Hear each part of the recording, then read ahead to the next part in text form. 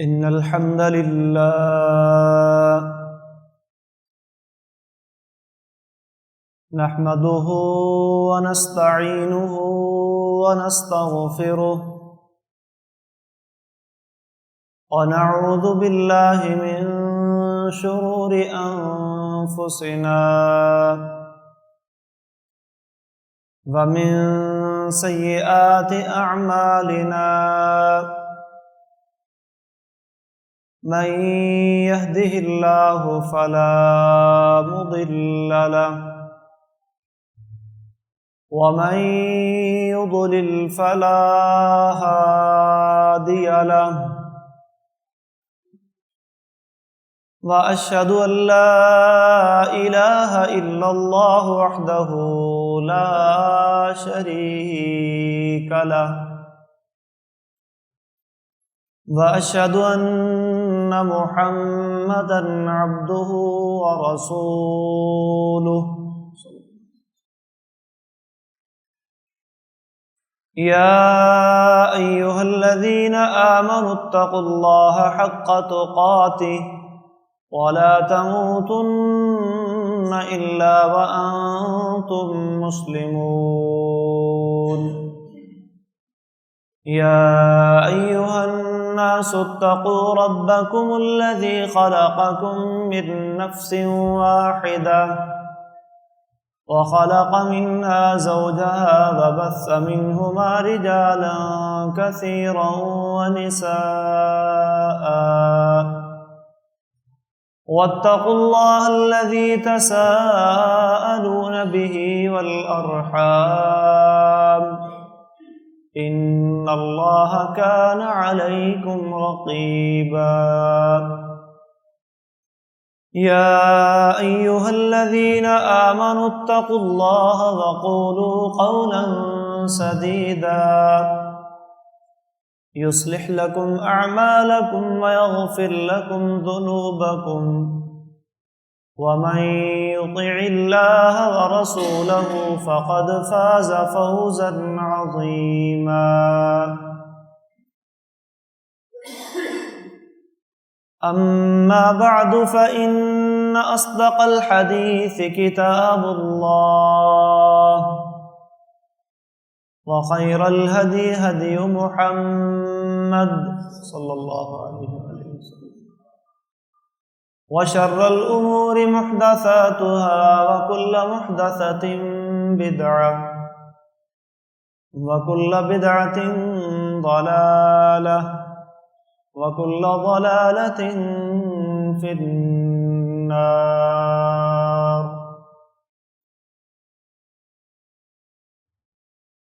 أعوذ بالله السميع العليم من الشيطان الرجيم من همزه ونفخه ونفثه وعباد الرحمن الذين يمشون على الأرض هونا وإذا خاطبهم الجاهلون قالوا سلاما والذين يبيتون لربهم سجدا وقياما والذين يقولون ربنا اصرف عنا عذاب جهنم إن عذابها كان غراما إنها ساءت مستقرا ومقاما قال النبي صلى الله عليه وآله وسلم إن الله أوحى إلي أن تواضعوا حتى لا يفخر أحد على أحد ولا يبغي أحد على أحد. رواہ مسلم.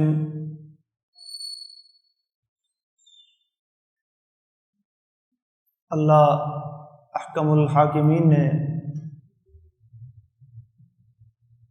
سورۃ الفرقان کے آخر میں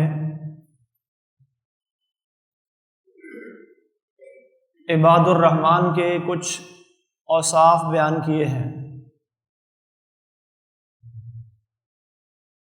عباد عبد کی جمع ہے.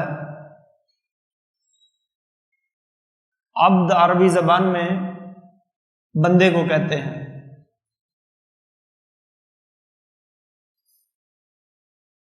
بندہ ہونے کے اعتبار سے اور اللہ مالک الملک کے رب ہونے کے اعتبار سے تو سارے ہی اللہ کے بندے ہیں.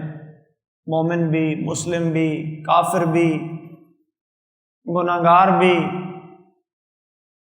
سب اللہ کے ہی بندے ہیں. اللہ فرماتے ہیں ان کل من فی السماوات والارض الا آتی الرحمن عبدا. آسمان و زمین میں جو بھی ہیں، جتنے بھی ہیں، سب رحمان کے سامنے بندے ہی بن کر آئیں گے. سب رحمان کے بندے ہیں. سب کا رب ایک ہی رب ہے. عبد کا دوسرا معنی عبادت کرنے والا، اطاعت کرنے والا، بات ماننے والا، فرما برداری کرنے والا. تو اس حیثیت اور اس اعتبار سے دیکھا جائے تو پھر عباد الرحمن میں صرف وہی بندے آئیں گے جو نیک ہیں، اللہ کی اطاعت کرنے والے، فرما برداری کرنے والے، اللہ کے احکامات کے مطابق اپنی زندگی کو بسر کرنے والے ہیں. تو یہاں یہ دوسری قسم کے افراد کا ذکر ہو رہا ہے. عباد الرحمن یعنی رحمان کے نیک بندے، فرما بردار بندے، رحمان کے حکموں کے مطابق چلنے والے بندے. سورہ فرقان چونکہ قرآن مجید کا ایک نام فرقان بھی ہے. فرقان کا معنی فرق کرنے والی کتاب، حق اور باطل میں فرق کرنے والی، صحیح اور غلط کو الگ کرنے والی کتاب. اور محمد صلی اللہ علیہ وآلہ وسلم نے بھی اپنے بارے میں ایک حدیث میں ارشاد فرمایا وَمُحَمَّدٌ فَرَّقَ بَيْنَ النَّاسِ. محمد صلی اللہ علیہ وآلہ وسلم نے لوگوں کے درمیان فرق پیدا کر دیا ہے. فرقن بھی اسے پڑھا جا سکتا ہے، فرقہ بھی پڑھا جا سکتا ہے. مسلم اور کافر کے درمیان فرق پیدا کر دیا ہے، مطیع اور نافرمان کے درمیان فرق پیدا کر دیا ہے. تو قرآن کی اس صورت میں بھی اللہ رب العالمین نے عباد الرحمن اور عباد الشیطان، کیونکہ اگر ایک طرف عباد الرحمن کو رکھیں تو دوسری طرف کون آتے ہیں جی؟ عباد الشیطان، شیطان کی عبادت کرنے والے. یہ دوسرے معنوں میں، کیونکہ پہلے معنوں میں تو سارے ہی اللہ کے بندے ہیں نا جی. سب کا خالق، مالک، رازق، سب کو بنانے والا، زندگی موت دینے والا اللہ رب العالمین ہے. سب اسی کے بندے ہیں، چاہے وہ اس کو مانے یا نہ مانے. لیکن عبد اگر عبادت کے معنوں میں لیا جائے تو پھر رحمان کے بندے الگ ہیں اور شیطان کے عباد، شیطان کی عبادت کرنے والے وہ الگ ہیں. جو اللہ کے احکامات کے مطابق اپنی زندگی کو گزار رہے ہیں وہ عباد الرحمن ہیں. رسول اللہ صلی اللہ علیہ وسلم کے طریقے کے مطابق انہوں نے اپنے آپ کو ڈھالا ہوا ہے، وہ عباد الرحمن ہیں. اور جو اللہ اور اس کے رسول کی مخالفت کر رہے ہیں، اپنی من مرضی کر رہے ہیں، شیطان کے بتائے ہوئے راستوں کے پیچھے چل رہے ہیں، وہ کون ہیں؟ وہ عباد الشیطان، شیطان کی عبادت کرنے والے ہیں. تو اللہ تبارک و تعالیٰ نے سورہ فرقان میں یہ فرق کیا کہ عباد الرحمن جو ہوں گے ان کے یہ اوصاف ہیں، اور اگر یہ اوصاف نہیں ہیں تو پھر اس کا مطلب وہ عباد الرحمن نہیں بلکہ عباد الشیطان ہے. اللہ ہمیں عباد الرحمن کی صف میں شامل فرمائے اور عباد الشیطان کی صف میں شامل ہونے سے محفوظ فرمائے. تو اس مقام پر اللہ تبارک و تعالیٰ نے 13 کے قریب اوصاف ذکر کی ہیں. 13 ایسی کوالٹیز، ایسی خوبیاں، ایسے اوصاف بیان فرمائے جو عباد الرحمن کے ہیں، عباد الشیطان کے نہیں ہیں. عباد الرحمن کے ہیں لیکن عباد الشیطان میں وہ نہیں پائے جاتے۔ ہم نے ایک تو ان اوصاف کو جاننا ہے، سمجھنا ہے، اور دوسرا اپنے آپ کا جائزہ لینا ہے کہ یہ اوصاف، یہ کمالات، یہ خوبیاں مجھ میں ہیں یا نہیں ہیں تو کس قدر ہیں، جہاں جہاں کمی یا کوتاہی ہے اس کو انشاءاللہ دور کرنا ہے، کیونکہ ہم سب رحمان کے عباد بننا چاہتے ہیں، شیطان کے عباد نہیں بننا چاہتے۔ پھر یہ جو اوصاف اللہ نے بیان فرمائے انہیں مختلف گروہوں میں اللہ نے تقسیم کر دیا۔ کچھ اوصاف ایسے ہیں جو انسان کے دینی کمال پر دلالت کرتے ہیں، دین کے اندر انسان بہت کمال درجے کے مقام پر پہنچا ہوا ہے، جیسے اللہ فرماتے ہیں یمشون علی الارض ہونا واذا خاطبهم الجاہلون قالوا سلاما۔ کچھ اوصاف ایسے ہیں جو اللہ نے اس انداز سے بیان فرمائے ہیں کہ بھئی یہ رذائل ہیں، یہ خامیاں ہیں، یہ خرابیاں ہیں، اور عباد الرحمن ان سے بچنے والے ہیں۔ مثلا فرمایا کہ لا یزنون، وہ بدکاری کرنے والے نہیں ہیں، لا یقتلون النفس، وہ کسی جان کو نہ قتل کرنے والے بھی نہیں ہیں۔ اوصاف کی ایک ترتیب اللہ نے یہ بھی بیان فرمائی ہے۔ کچھ اوصاف ایسے ہیں جن کے بارے میں اللہ نے فرمایا کہ وہ یہ ظاہر کرتے ہیں کہ عباد الرحمن دینی احکام کے اوپر، دین اسلام کے اوپر ثابت قدم ہیں۔ والذین یبیتون لربہم سجدا وقیاما، جن کی راتیں رب العالمین کے سامنے سجدے اور قیام میں گزرتی ہیں، دین کے اوپر کاربند ہیں، ثابت قدم ہیں۔ اور کچھ اوصاف اللہ نے ایسے بھی بیان فرمائے جن میں اللہ نے عباد الرحمن کے بارے میں یہ بتایا کہ وہ یہ سارے کام کرنے کے ساتھ ساتھ اللہ سے مزید کی دعائیں بھی مانگتے ہیں کہ اللہ یہ کام بھی ہم کر رہے ہیں، ہمارے دین کے اندر، ان خوبیوں کے اندر، ان اوصاف کے اندر تو مزید اضافہ بھی فرما، ہمیں مزید کرنے کی توفیق بھی عطا فرما۔ ربنا هب لنا من ازواجنا وذرياتنا قرۃ اعین واجعلنا للمتقین اماما، یہ اضافے کی دعا ہے۔ تو سب سے پہلا وصف جو اللہ رب العالمین نے عباد الرحمن کا بیان فرمایا ہے۔ اچھا ایک اور بات سمجھ لیں کہ مشرکین کو، خاص طور پر قریش مکہ، کفار مکہ کو لفظ رحمان سے بڑی چڑھ تھی۔ اسی صورت میں رکوع شروع ہو رہا ہے، قالوا وما الرحمن انسجد لما تأمرنا وزادهم نفورا۔ جب اللہ نے ان کے سامنے رحمان کا ذکر کیا، نبی صلی اللہ علیہ وسلم نے رحمان اللہ کا ایک وصف، ایک اسماء الحسنہ میں سے ایک نام بتایا کہ اللہ کے ناموں میں سے ایک نام رحمان بھی ہے۔ بسم اللہ الرحمن الرحیم ان کے سامنے جب پڑھا جاتا، عمر رحمان، یہ رحمان کون ہے، یہ کیا ہے؟ انسجد لما تأمرنا، کیا ہم اسے سجدہ کریں جسے تو ہمیں سجدہ کرنے کا حکم دیتا ہے؟ وزادہم نفورا، رحمان کا نام سن کر اور زیادہ وہ بدک جاتے ہیں، بھاگتے ہیں۔ بخاری شریف میں ایک واقعہ آتا ہے، صلح حدیبیہ کے موقع پہ جب صلح نامہ لکھا جا رہا تھا، سہیل بن عمر قریش مکہ کی طرف سے وہ سفیر بن کے آیا، بالآخر اتفاق ہو گیا کچھ شرائط اور صلح پہ۔ کہنے لگے جی لکھ لیں، چلیں جی لکھیں۔ نبی صلی اللہ علیہ وسلم لکھوا رہے ہیں، حضرت علی رضی اللہ تعالیٰ عنہ لکھنے والے ہیں، تو سب سے پہلے کیا لکھوایا؟ چونکہ سنت طریقہ ہے، جو بھی معاہدہ لکھا جائے، جو بھی بات لکھی جائے، اس میں بسم اللہ لکھی جائے۔ تو نبی صلی اللہ علیہ وسلم نے لکھوایا بسم اللہ الرحمن الرحیم۔ اب اس میں چونکہ رحمان کا ذکر آتا تھا، کہنے لگے جی رحمان کیا ہوتا ہے، ہم تو رحمان کو نہیں جانتے۔ بسمک اللہم لکھو، رحمان ہم اسے نہیں جانتے، کون ہے رحمان؟ خیر نبی صلی اللہ علیہ وسلم کا مقصد تھا کہ چلو صلح ہو جائے، کسی طرح حالات بہتر ہو جائیں، دعوت کے مواقع کھل جائیں۔ فرمایا تم رحمان کو مانو نہ مانو، وہ رحمان تو ہے ہی ہے۔ آپ نے رحمان کا لفظ مٹوا دیا۔ پھر لکھا کہ من محمد الرسول اللہ، کہ یہ جو سولو نامہ ہے یہ محمد رسول اللہ صلی اللہ علیہ وسلم کی طرف سے لکھا جا رہا ہے اور تمہیں میں یہ چیزیں لکھ کے دے رہا ہوں۔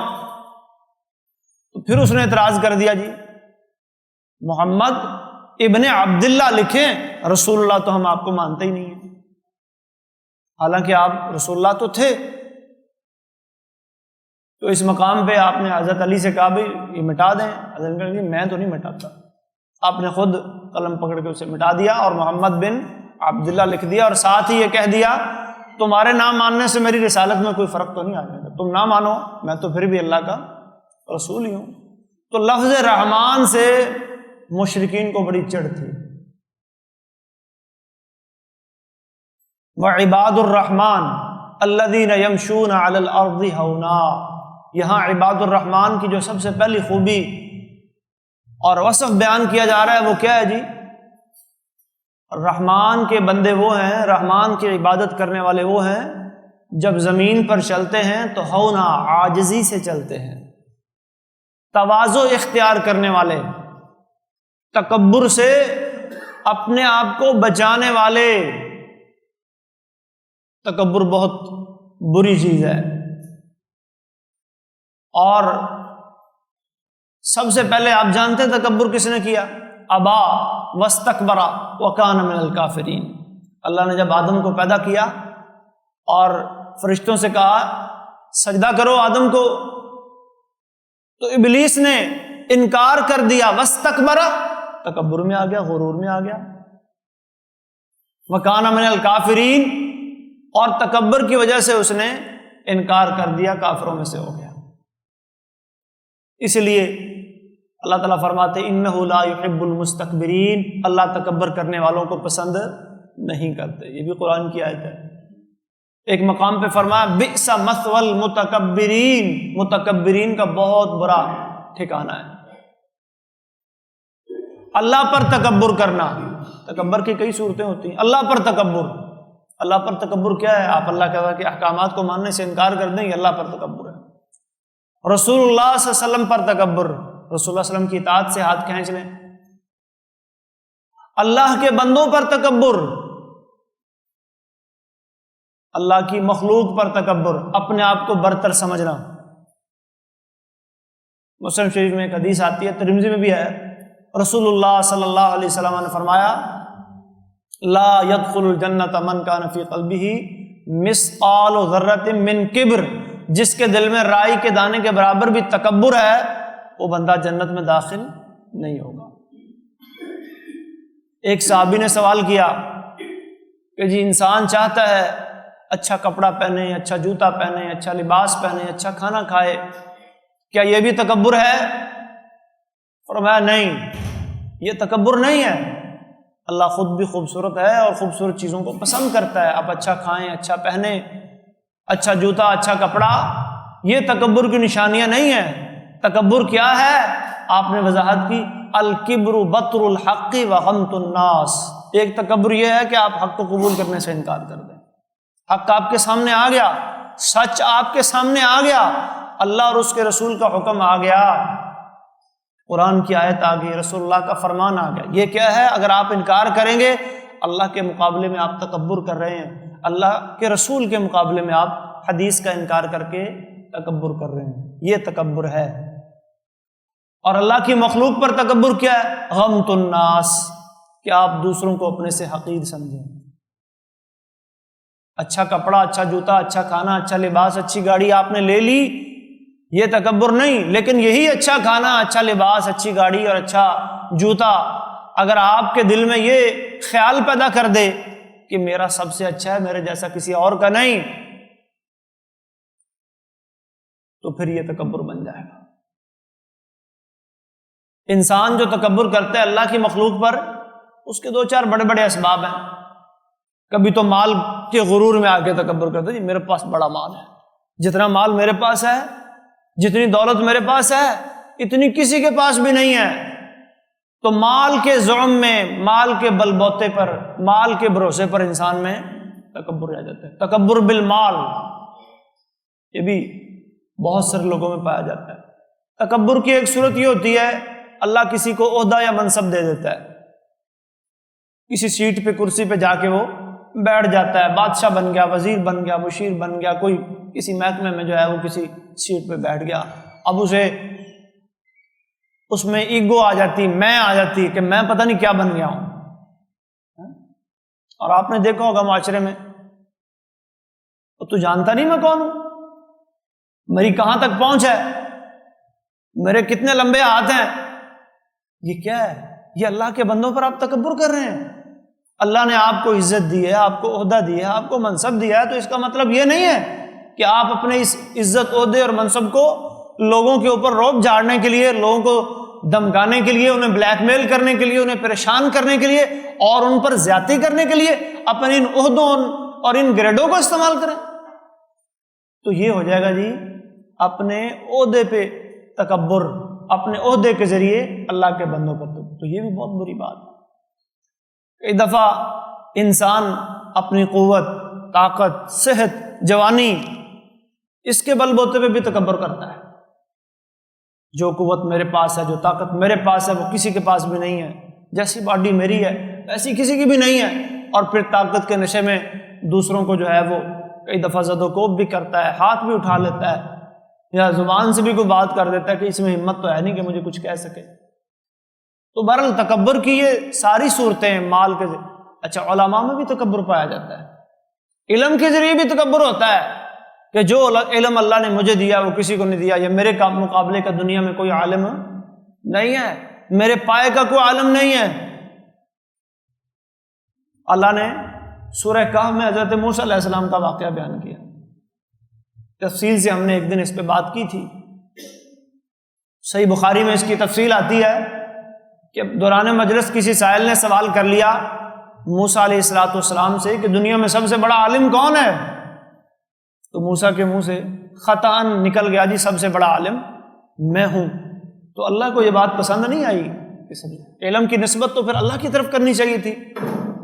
سب سے بڑا عالم اللہ ہے، اللہ سے بڑا عالم تو کوئی نہیں دنیا میں۔ تو وفوق کل ذی علم علیم، اور دنیا میں بھی یہ دعویٰ نہیں کیا جا سکتا ہر علیم سے اوپر ایک اور علیم ہے۔ اگر آپ جانتے ہیں آپ سے زیادہ جاننے والا بھی کوئی ہوگا۔ ہاں، جو آپ جانتے ہیں اس کے بارے میں یہ کہہ سکتے ہیں ٹھیک ہے جی یہ مسئلہ میں جانتا ہوں، مجھ سے بڑے بڑے علماء موجود ہیں۔ تو علم کی وجہ سے بھی علماء کو دیکھا ہے کہ دوسروں کی جو ہے نا وہ تمسخر اڑاتے ہوئے اور ان کی تضحیق کرتے ہوئے اور ان پر طنز کرتے ہوئے، ٹھیک ہے آپ کسی پہ تنقید کرنے کا، کسی کی غلطی کی اصلاح کرنے کا حق رکھتے ہیں اگر کوئی غلط بات کر رہا ہے، لیکن تضحیق اور طنز کا اور تنقید کا اس انداز میں کہ دوسرے کی عزت نفس مجروح ہو، یہ آپ کو حق نہیں ہے، یہ پھر تکبر کے زمرے میں آ جائے گا۔ تو علم بھی انسان کے اندر تکبر پیدا کرتا ہے۔ بلکہ ایک حدیث میں آتا ہے رسول اللہ صلی اللہ علیہ وسلم نے ارشاد فرمایا جس نے علم اس لیے حاصل کیا لیماری بہ السفہاء، کہ جی میں علم اس لیے حاصل کر رہا ہوں فخر و مباحات کے لیے، مناظرے کروں گا، مکالمے کروں گا، محاورے کروں گا، لوگوں کو مات دوں گا، علمی میدان میں اپنا لوہا منواؤں گا، اس نیت سے اگر علم حاصل کیا لم یجد عرف الجنہ، قیامت کے دن جنت کی خوشبو بھی نہیں پائیں۔ اللہ اکبر۔ تو اللہ کے بندوں کی خوبی کیا ہے جی؟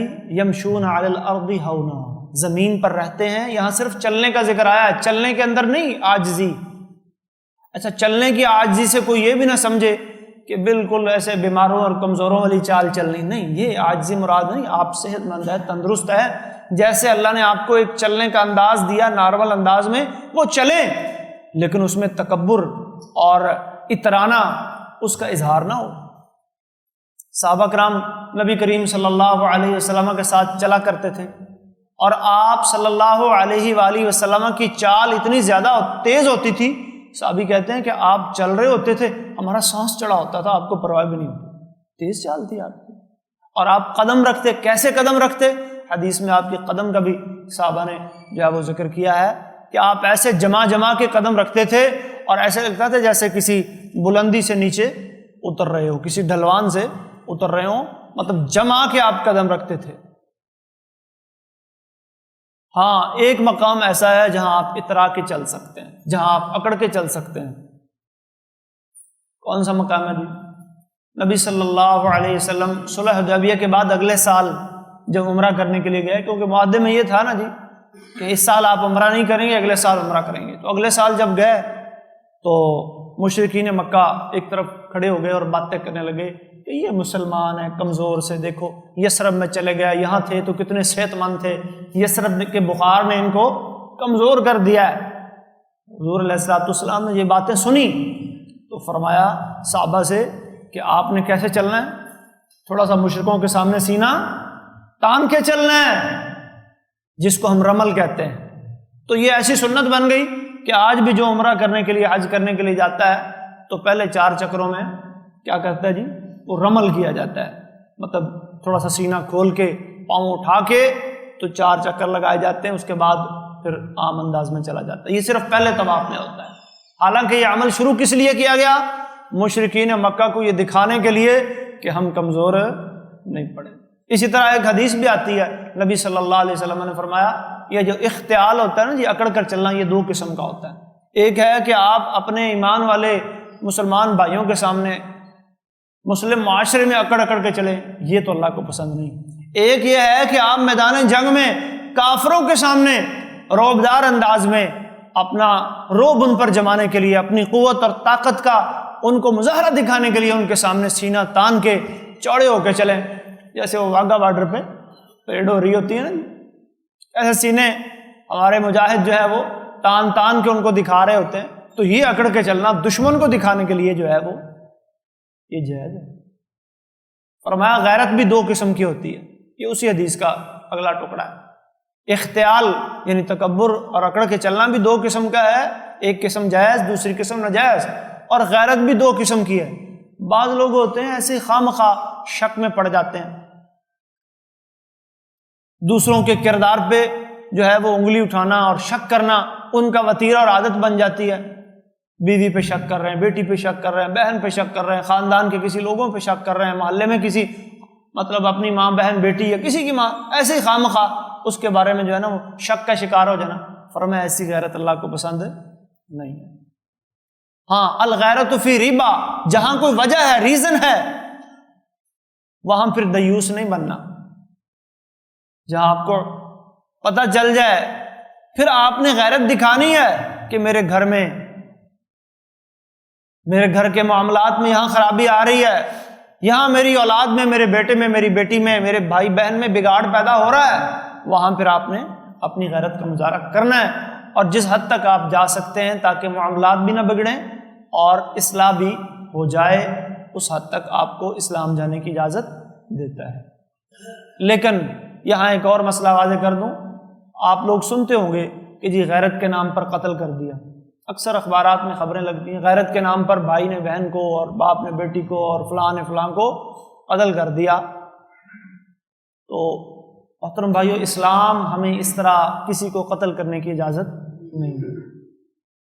اسلام یہ نہیں ہمیں اجازت دیتا کہ آپ کسی کو اگر خدا نہ خواستہ بدکاری والا عمل اپنی آنکھوں سے کرتے ہوئے بھی دیکھ رہے ہیں نا، تب بھی آپ کو اجازت نہیں ہے کہ آپ اس کو جو ہے تلوار سے یا فائر سے یا کسی طریقے سے اسے ماریں، چاہے وہ آپ کا کوئی اپنا ہے چاہے کوئی بیگانہ ہے، کسی صورت میں اسلام آپ کو یہ اجازت نہیں دیتا۔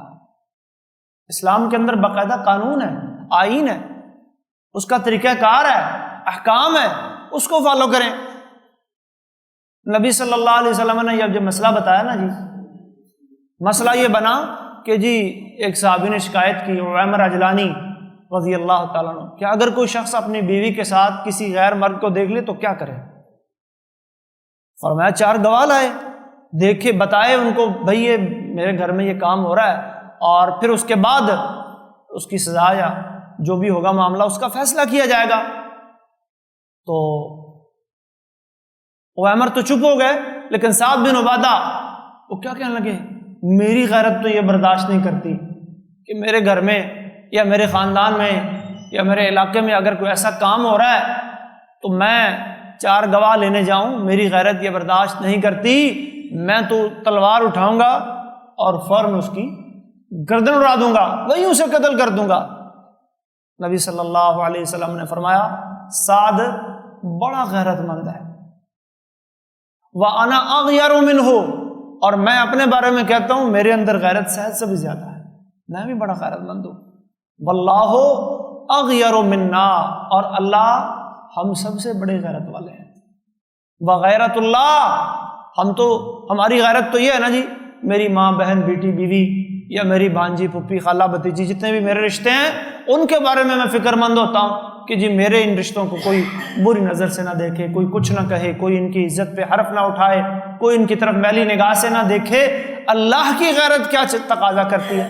وَغَيْرَةُ اللَّهِ أَن تَدْنِيَ عَبْدُهُ أَن تَزْنِيَ أَمَتُهُ، اللہ کی غیرت یہ ہے کہ اس کے سارے بندوں میں سے، اس کی ساری بندیوں میں سے کوئی بھی کسی بھی قسم کی بدکاری کا ارتکاب نہ کرے۔ اللہ کی غیرت یہ ہے، تو پھر بڑا غیرت مند کون ہوا؟ میری غیرت تو محدود ہوگی نا، آپ کی بھی محدود ہوگی، ہر کسی کی محدود ہے، تو سب سے بڑی غیرت کس کی ہے؟ اللہ کی۔ وَلِذَٰلِكَ حَرَّمَ الْفَوَاحِشَ، آخر میں اللہ کے نبی نے فرمایا اسی لیے اللہ تعالیٰ نے جتنے بھی بے حیائی والے برائی والے کام ہیں ان کو حرام کیا۔ تو گواہ تو لانے ہوں گے، پروف تو دینا ہوگا، ثبوت تو دینا ہوگا، ورنہ لوگ قانون کا مذاق بنا لیں گے، اس کا غلط استعمال کریں گے، اور آپ جانتے ہیں ہو رہا ہے، ایسے قانون کا بھی غلط استعمال ہو رہا ہے۔ لوگوں میں اب ایمان کی اور تقویٰ کی وہ کیفیت تو نہیں رہی جو قرون اللہ کے دور میں صحابہ کرام کے اندر تھی۔ اب تو لوگ مطلب طرح طرح کے باہر کیا کرتے ہیں جی، وہ بعض علاقوں میں یہ بھی سنا گیا ہے باہر کسی کو قتل کر کے آئے، گھر میں آ کے اپنی فیملی میں سے کسی کو قتل کر دیا، کیا ہوا جی؟ یہ غیرت کے نام پر قتل ہو گئے، کیونکہ قانون اس میں تھوڑی سی لچک دیتا ہے، لیکن بھائیو شریعت اسلام آپ کو اس کی اجازت نہیں دیتا۔ اسلام کا جو طریقہ کار ہے اسے فالو کرنا ہوگا، اور اس کے قواعد و ضوابط کے مطابق آپ کو آنا ہوگا۔ عباد الرحمن کی یہی تو خوبی ہے کہ وہ رحمان کی عبادت سے باہر نہیں جاتے، نہ عبادت کے معاملے میں، نہ اخلاق کے معاملے میں، نہ قانون کے معاملے میں، کسی معاملے میں بھی وہ، اس لیے تو اللہ نے انہیں عباد الرحمن کا وصف دیا کہ رحمان کے بندے ہیں، رحمان نے رحمت کی ہے، ان کے اندر یہ اوصاف پیدا کیے ہیں، یمشون علی الارض ہونا، کہ جب زمین پر چلتے ہیں تو عاجزی سے چلتے ہیں، ولا تمشی فی الارض مرحا، اکڑ کے نہیں چلتے، اللہ کے بندوں پہ تکبر نہیں کرتے۔ اور متکبرین کا انجام کیا بتایا؟ سنن ترمذی کی حدیث ہے، رسول اللہ صلی اللہ علیہ وسلم نے ارشاد فرمایا قیامت کے دن جو متکبرین ہوں گے، یحشر المتکبرون یوم القیامت امثال الذر فی صور الرجال، شکلیں انسانوں جیسی لیکن قد و قامت سرخ رنگ کی چیونٹیاں ہوتی ہیں، بہت باریک، ایک تو یہ بلیک چیونٹی ہوتی ہے نا کالے سے رنگ کی، تھوڑی بڑی ہوتی، ایک سرخ چیونٹی ہوتی ہے، بہت غور سے دیکھنے سے نظر آتی، اتنی اتنی ان کی جسامت ہوگی، ایسے میں اللہ انہیں میدان محشر کی طرف جمع کریں گے۔ یغشاہم الذل من کل مکان، ہر طرف سے ان پر ذلت چھا رہی ہے، ذلت انہیں ڈھانپ رہی ہے، تعلوہم نار الانیار، آگوں کی آگ ان پر غلبہ پا رہی ہے۔ یسقون الی مکان الی سجن، ایک روایت کے الفاظ بھی فی جہنم، ایک تو جہنم ہے، جہنم میں بھی ایک جیل ہے، ایک عام جہنم ہے اور ایک پر جہنم کی ایک خاص جگہ ہے، اس کا نام بولس، حدیث میں آتا نام یسمى بولس، یہ متکبرین کا، بڑے بڑے جبارین کا ٹھکانہ، وہ بولس نامی قید خانہ، وہ جیل جہاں انہیں فی سلسلۃ ذرعها 70 ذراعا، لمبی لمبی زنجیروں کے اندر قید کر کے پھینکا جائے گا۔ زنجیروں کا ذکر کیا نا کہ اللہ نے قرآن میں بھی ہے، تو جہنم میں بھی ایک قید خانہ ہے، ایک خاص لوگوں کے لیے اللہ نے قید خانہ، خاص مجرموں کے لیے جن میں متکبرین بھی شامل ہیں۔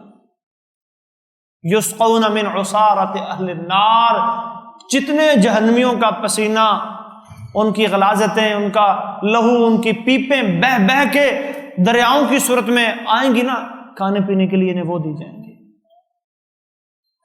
کون ہے یہ؟ متکبرین، اللہ پر تکبر کرنے والے، اللہ کے رسول پر تکبر کرنے والے، اللہ کے بندوں پر تکبر کرنے والے۔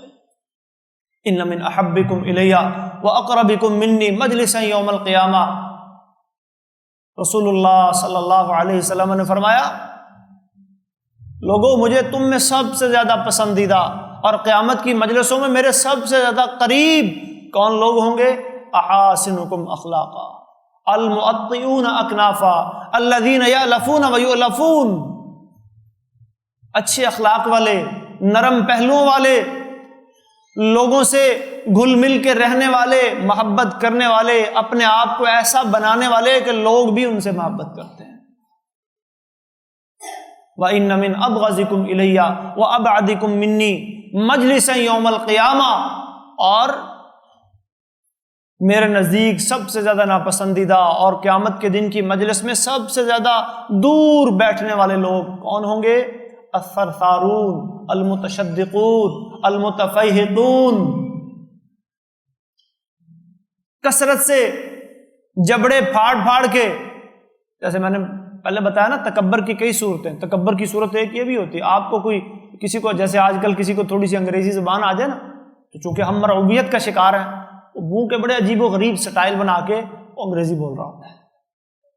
الثرثارون شدت کا معنی جبڑا ہوتا ہے، جبڑے کھول کھول کے عجیب سے سٹائل مار مار کے، کہ جیسے مجھے بات کرنی آتی کسی کو آتی نہیں، جیسے میں بولتا ہوں کوئی بولتا ہی نہیں۔ المتفیہقون، صحابہ نے پوچھا جی المتفیہقون کون ہے؟ فرمایا المتکبرون، یہ وہ ہیں جو اللہ کے بندوں پر تکبر کرنے والے ہیں۔ تو اللہ کو تواضع پسند ہے، عاجزی پسند ہے۔ صحیح مسلم کی حدیث میں کیا فرمایا؟ ان اللہ اوحا الی، اب وہی تو سارا دین ہے، سارا دین وہی ہے نا جی، شرع لکم من الدین ما وصی بہ نوحا والذی اوحینا الیک، یہ وہی دین ہے جس کی وہی ہم نے پہلے انبیاء کو کی، اور یہی سی کی وہی ہم آپ کو کر رہے ہیں، سارے کا سارا دین ہی وہی ہے۔ لیکن یہ خاص بات اللہ تبارک و تعالیٰ کے نبی نے ارشاد فرمائی، ان اللہ اوحا الیہ، اللہ نے اس بات کی میری طرف وہی بھیجی ہے، ان تواضعوا، تم نے کیا اپنانا ہے، کیا اختیار کرنا ہے؟ تواضع، عاجزی، حتی لا یفخر احد علی، کسی نے کسی پہ فخر نہیں کرنا، لا یبغی احد علی احد، کسی نے کسی پہ زیادتی نہیں کرنی۔ ما تواضع احد للہ الا رفعہ اللہ، اور بندہ اپنے آپ کو جتنا متواضع، جتنا منکسر بنائے گا، اللہ اتنا ہی مقام بلند فرمائیں گے۔ تو عباد الرحمن کی محترم بھائیوں سب سے پہلی خوبی کیا ہے؟ یمشون علی الارض ہونا، ان کا چلنا پھرنا، اٹھنا بیٹھنا، ان کی گفتگو، ان کا طرز زندگی، ان کا رہن سہن، ان کا لباس، ان کی زندگی کا ایک ایک عمل، اس سے تواضع، عاجزی اور انکساری جھلکتی ہے، تکبر نہیں دکھائی دیتا۔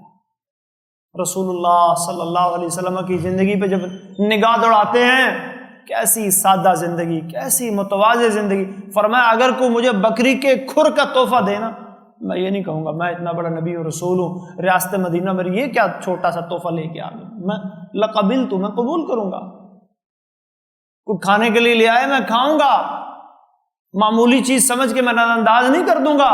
یہ نہیں کہ مجھے کوئی بڑا بلائے تو اس کے پاس تو میں جاؤں گا، کوئی چھوٹا بلائے تو نہیں جاؤں گا۔ بخاری شریف میں حدیث آتی ہے، ایک جزار لحام اور ایک خیاط کا واقعہ آتا ہے، درزی بلا رہا ہے، اس کی دعوت پہ جا رہے ہیں، ایک قصاب معمولی سا گوشت بیچنے والا وہ بلا رہا ہے، اس کی دعوت پہ جا رہے ہیں۔ کبھی آپ نے انکار نہیں کیا کہ بڑا بلائے گا، بڑی دعوت ہوگی، بڑا اچھا کھانا ہوگا تو میں جاؤں گا، کوئی عام بندہ مجھے دعوت دے گا تو میں دعوت ہے۔ یہ بھی تکبر کا ہی ایک انداز ہوتا ہے۔ رسول اللہ صلی اللہ علیہ وسلم نے اپنی زندگی میں ہمیشہ تواضع، عاجزی، انکساری دکھائی ہے، تکبر کا شائبہ تک بھی آپ کی سیرت میں ہمیں دکھائی نہیں دیتا۔ وَإِذَا خَاطَبَهُمُ الْجَاهِلُونَ قَالُوا سَلَامًا، عباد الرحمن کی دوسری خوبی، ان کا دوسرا وصف کیا ہے جی؟ جب جاہل لوگ ان سے مخاطب ہوتے ہیں، ان سے ہم کلام ہوتے ہیں، ان سے گفتگو کرتے ہیں، ان پر طعن و تشنیع کرتے ہیں، ان پر طرح طرح کے اعتراضات کرتے ہیں، یا ان سے ایسے ہی بحث برائے بحث کرنے کی کوشش کرتے ہیں، تو وہ آگے سے جاہلوں سے الجھتے نہیں۔ قالوا سلاما، کیا کہتے ہیں جی؟ سلامتی ہو، یعنی ان کے اندر برداشت، جسے عربی میں ہم حلم کہتے ہیں، حوصلہ، حلیم، بردباری، ایک صحابی تھے اشج عبد القیس کے لقب سے مشہور تھے، منذر ان کا نام تھا۔ وہ ایک دفعہ رسول اللہ صلی اللہ علیہ وسلم کی مجلس میں آئے تو آپ نے فرمایا ان فیک لخلقین، تیرے اندر دو عادتیں ایسی ہیں یحبہم اللہ، جو اللہ کو بڑی پسند ہیں، اللہ ان عادتوں کو پسند کرتا ہے، الحلم والانات، یہ جو تیری بردباری ہے، تیرا حوصلہ ہے، تیری قوت برداشت ہے، یہ اللہ کو بڑی پسند ہے۔ انات، غور و فکر، سنجیدگی، متانت، وقار، مومن کو باوقار ہونا چاہیے، حوصلے والا ہونا چاہیے، بے حوصلہ نہیں ہونا چاہیے۔ تھوڑی سی بات پہ غصہ آ گیا تو انسان جو ہے دیکھا گیا آپے سے باہر ہو جاتا ہے۔ والکاظمین الغیظ والعافین عن الناس، اللہ نے ایک اور مقام پر کیا وصف بیان فرمایا کہ کامیاب لوگ، جنتی لوگ، ایمان والے لوگ کون ہوتے ہیں؟ غصے کو پی جانے والے، لوگوں کو معاف کر دینے والے۔ رسول اللہ صلی اللہ علیہ وسلم کی زندگی میں ایسے بے شمار مواقع آئے، آپ کا سخت سے سخت دشمن آپ کے سامنے آیا، لوگوں نے برے سے برا سلوک آپ کے ساتھ، طائف کی وادی میں آپ کے ساتھ کیا ہوا؟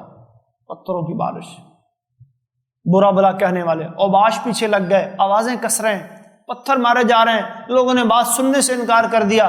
اللہ نے آسمانوں سے ملک الجبال بھیج دیا، حکم کریں یہ پہاڑی ان کے سر پہ پٹخ ڈالوں، فرمایا نہیں، حوصلہ اور حلم سے جواب دیا۔ مجھے امید ہے اللہ ان کی نسلوں سے ایسے لوگ پیدا کرے گا جو اسلام قبول کریں گے، اسلام کے محافظ بنیں گے۔ کیسے حوصلے اور کیسی برداشت کا مظاہرہ نبی کریم صلی اللہ علیہ وسلم نے اپنی پوری زندگی کے اندر کیا،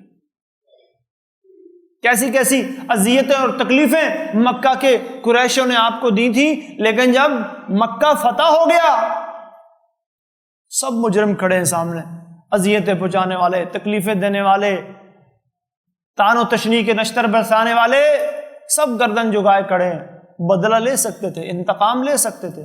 سیدہ عائشہ رضی اللہ تعالیٰ عنہ بیان کرتی ہیں منتقم رسول اللہ صلی اللہ علیہ وسلم لنفسہ، رسول اللہ نے اپنی ساری زندگی اپنی ذات کے لیے کبھی انتقام نہیں لیا، الا ان تنتہک حرمات اللہ، اگر حرمات اللہ کی حرمتوں کی پامالی ہوتی فینتقم للہ، تو پھر اللہ کے لیے انتقام لیتے، حدود کا نفاذ کرتے، چور کا ہاتھ کاٹا، زانی کو کوڑے لگوائے، سنسار کروایا، جہاں سزا دینے کی بنتی ہے دی، کیونکہ دین اسلام کی حدود کو نفاذ بھی بہت ضروری ہے، اس میں کوئی رو رعایت نہیں۔ لیکن جہاں ذات کی بات آئی تو ہمیشہ آپ نے حلم، بردباری کا مظاہرہ کیا۔ باتیں کرنے والے نے تو یہاں تک کہہ دیا اعدل یا محمد، معاذ اللہ، یہ تک الزام لگا دیا کہ آپ انصاف نہیں کر رہے، اے محمد صلی اللہ علیہ وسلم آپ انصاف تو کریں۔ ہذہ قسمت ما ارید بہا وجہ اللہ، کہنے والوں نے تو یہ بھی کہہ دیا یہ جو آپ نے مال غنیمت تقسیم کیا ہے اس میں اللہ کی رضا کو ملحوظ خاطر نہیں رکھا گیا۔ رسول اللہ نے صبر کیا اور کیا کہا، رحم اللہ موسیٰ اوذی اکثر من ذلک، اللہ موسیٰ پہ رحم کرے، انہیں تو اس سے بھی زیادہ تکلیفیں دی گئیں لیکن انہوں نے بھی صبر کیا اور میں بھی صبر ہی کروں گا۔ تو ہم بھی اپنے اندر تھوڑا سا عباد الرحمن والا یہ وصف پیدا کریں۔ آج ہماری زندگیوں میں یہ قوت برداشت کی بہت زیادہ کمی آ چکی ہے، ہر بندہ جو ہے نا وہ ایک قسم کا مطلب چھوٹی چھوٹی باتوں پہ غصہ کرنے والا، اور پھر وہ کہتے ہیں جی بلڈ پریشر ہو گیا۔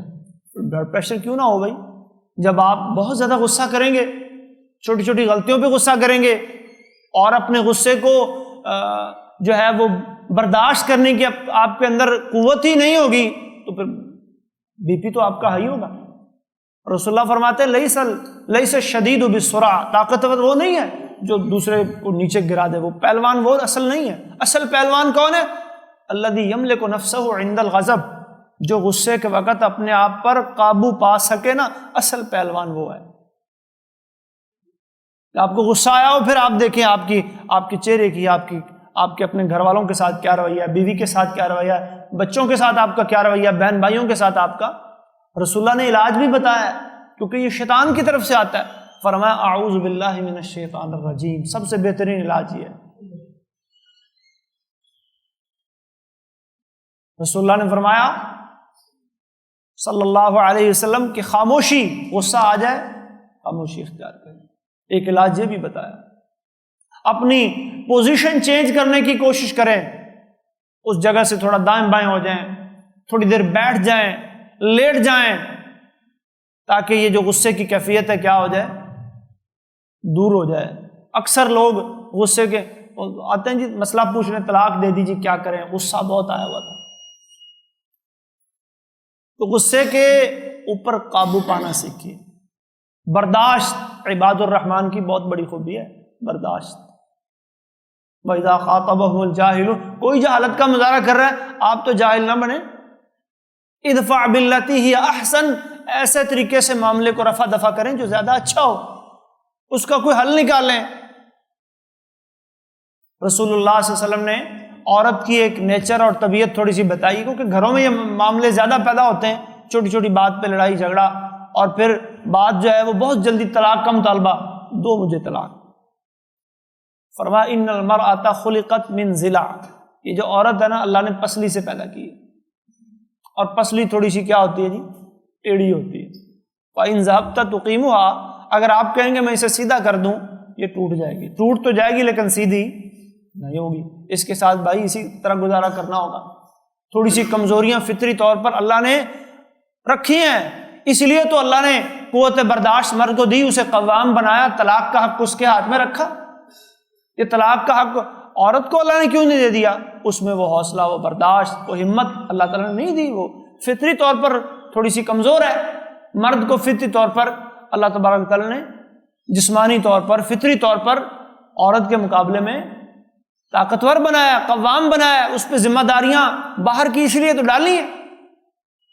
تو آپ نے حوصلہ کرنا ہے بچوں کے معاملات میں، گھروں کے معاملات میں، بہن بھائیوں کے معاملات میں، چھوٹی چھوٹی بات پہ آ کے لو جی آج کے بعد جینا مرنا ختم۔ دیکھا گیا ہے تھوڑی سی بات ہوئی، تھوڑی سی تلخی ہوئی، لو جی بہنوں سے ناراضگیاں شروع ہوں گی، بھائیوں کی بہنوں سے اور بہنوں کی بھائیوں سے، سال ہر سال تک یہ معاملات چلتے ہیں۔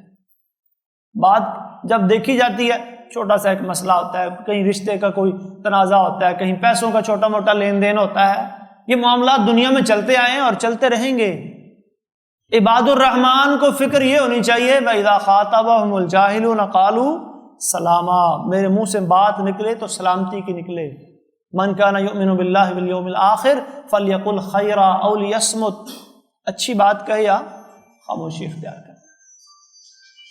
تو عباد الرحمن کے دو وصف آج ہم نے سنے ہیں، ایک تو یہ کہ عاجزی، تواضع، انکساری اپنے اندر پیدا کرنی ہے، تکبر سے اپنے آپ کو بچانا ہے، اور دوسرا وصف کیا ہے؟ حلم، برداشت، یہ خوبی اپنے اندر پیدا کرنی ہے، اور چھوٹی چھوٹی باتوں پہ غصہ کر کے معاملات کو خراب نہیں کرنا، اور رسول اللہ صلی اللہ علیہ وسلم کی سیرت طیبہ سے رہنمائی لینی ہے کہ آپ کے ساتھ اس وقت کے لوگوں نے، کافروں نے، مشرکوں نے کیا کیا سلوک کیے، اور پھر بدلے میں آپ نے ان کے ساتھ کیا۔ فتح مکہ والے دن کیا کیا؟ جاؤ تم سب آزاد، کسی سے کوئی انتقام نہیں لیا۔ چچا کا قاتل وحشی سامنے آیا، تو وحشی ہے؟ جی جی میں وحشی ہوں۔ تو نے مارا تھا میرے چچا کو؟ جی میں ہی وہ، میرے بارے میں لوگ ایسا ہی کہتے ہیں، میں ہی وہ بندہ ہوں جس نے یہ کام کیا۔ فرمایا جا تو بھی معاف، لیکن آئندہ میرے سامنے نہ آنا۔ وحشی سے آپ نے کہا تھا۔ اور یہ معمولی بات نہیں ہے کہ اپنا قتل تک معاف کر دیا، کس لیے؟ اللہ کے دین کے لیے۔ چلو مسلمان ہو گیا ہے، مکہ فتح ہو گیا، یہ لوگ نئے نئے مسلمان ہوئے ہیں، ان کو کسی طرح میں قریب کروں، دین کے قریب لاؤں، اور آپ کا یہ علم، آپ کا یہ عفو درگزر، آپ کا یہ معاملات کو سلجھا لینا، پھر آگے راستہ کیسے ہموار ہوا کہ 4 ماہ کے عرصے میں، وہ اللہ نے 4 ماہ کی مدت دی نا، فسیحوا فی الارض 4 اشہر، 4 ماہ کی لمٹ طے ہوئی تھی، 4 ماہ تک جس نے یہاں رہنا رہ لے، اگر دین اسلام قبول کر لے گا تو ٹھیک، ورنہ مکہ چھوڑ جائے۔ مکہ چھوڑ کے کوئی بھی نہیں گیا، سب نے دین اسلام قبول کر لیا۔ یہ آپ کی تربیت، آپ کی سیرت اور آپ کے اخلاق کا اثر تھا۔ اللہ تعالی ہمیں یہ خوبیاں اپنے اندر پیدا کرنے کی توفیق عطا فرمائے۔